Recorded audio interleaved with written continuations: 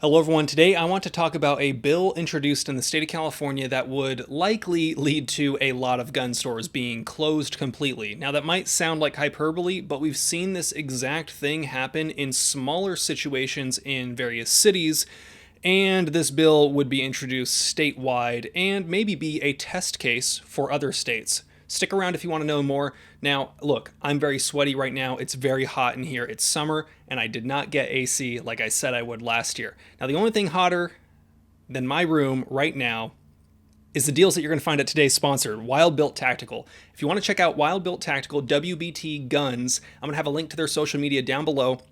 If you are in the state of California and you've never heard of these guys, you've been living under a rock. They are one of the places that can get you the crazy, exotic, neat, interesting firearms that you're not going to be able to find on most store shelves. Whether you're looking for a Tavor, Scar, Vector, various other exotic, non-basic ass ARs, they are the place that you're going to want to check out. I got an AK that is going to be very interesting to those of you in the state of California. That is on 10-day right now. Hopefully I'll pick that up in the next coming days. Very big thank you to WBT Guns for supporting me and supporting this channel.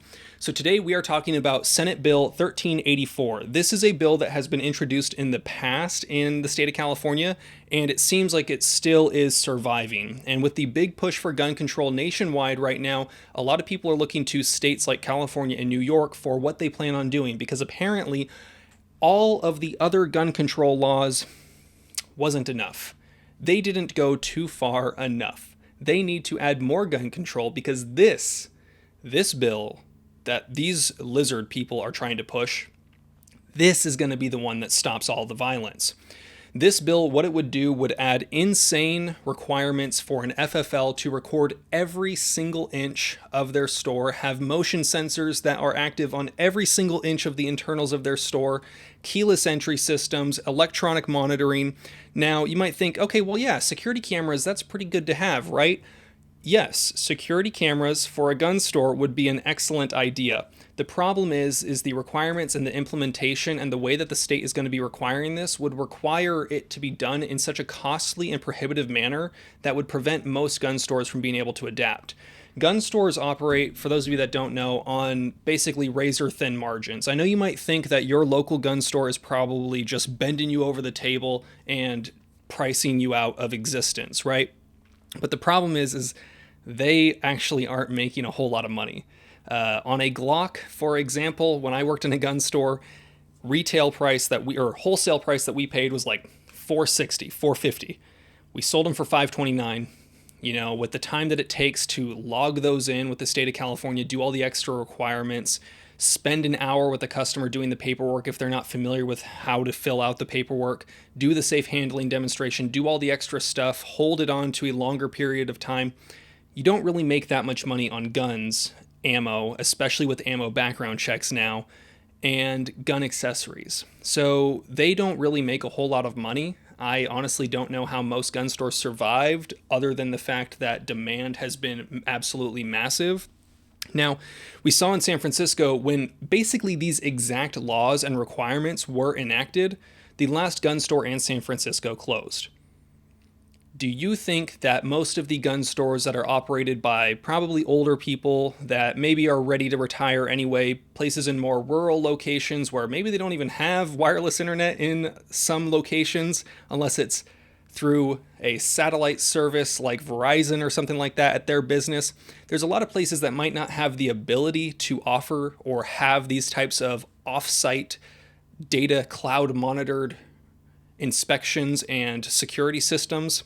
So I see something like this causing a lot of gun stores to have even smaller margins by increasing the cost of them operating their business.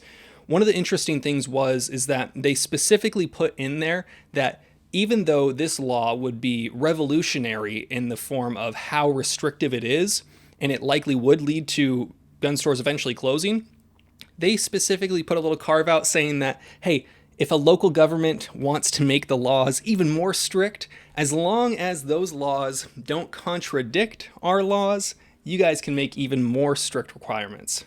Yikes, because apparently they want even more gun control to be possible.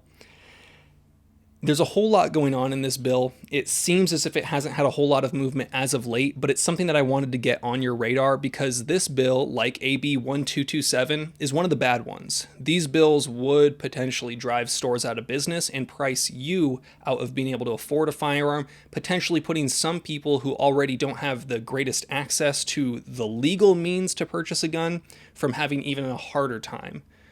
Now, some people make the choice of, do I do it the legal way that's almost impossible or hard, or maybe I don't have the means to travel to a gun store, versus do I just acquire a gun from the sketchy dude that lives down the street?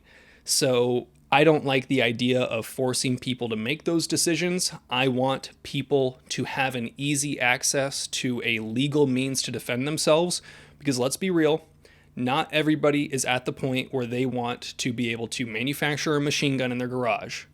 Some people are just single mothers, single fathers, single people that just want to have maybe a handgun to protect themselves.